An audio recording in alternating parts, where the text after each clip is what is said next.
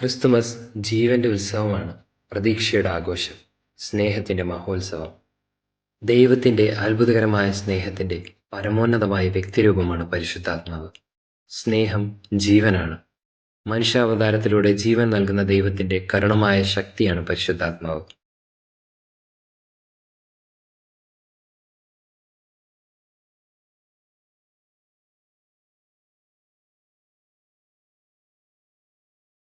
ഓരോ കുഞ്ഞും ദൈവത്തിന്റെ സൃഷ്ടിയിലാണ് ജനിക്കുന്നത്. ഓരോ കുഞ്ഞിന്റെയും മുഖത്ത് വിടരുന്ന പുഞ്ചിരി നമ്മുടെ മനസ്സുകളെ സന്തോഷത്താൽ നിറയ്ക്കുന്നു. അവ ലോകത്തിന് സമ്മാനിക്കുന്ന സന്തോഷം പറയാനാവാത്തതാണ്. എങ്കിൽ ഇന്ന് ലോകമെമ്പാടും നശിപ്പിക്കപ്പെടുന്നതും കൊല ചെയ്യപ്പെടുന്നതുമായ ഭ്രൂണത്തിലുള്ള ശിശുക്കളെ ഉണ്ണീശോയുടെ അരികെ നിർത്താം.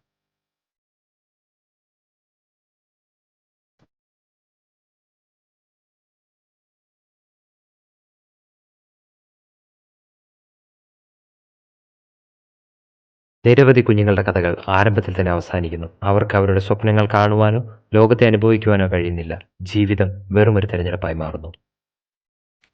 Then the Lord said, "Why have you done this terrible thing?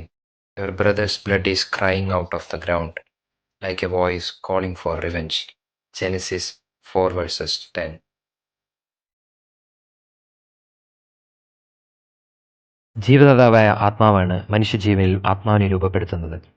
അതിനാൽ ഓരോ ശിശുവിനെയും പരിശുദ്ധാത്മാവിന്റെ ദാനമായി കാണുകയും സ്വീകരിക്കുകയും ചെയ്യാം.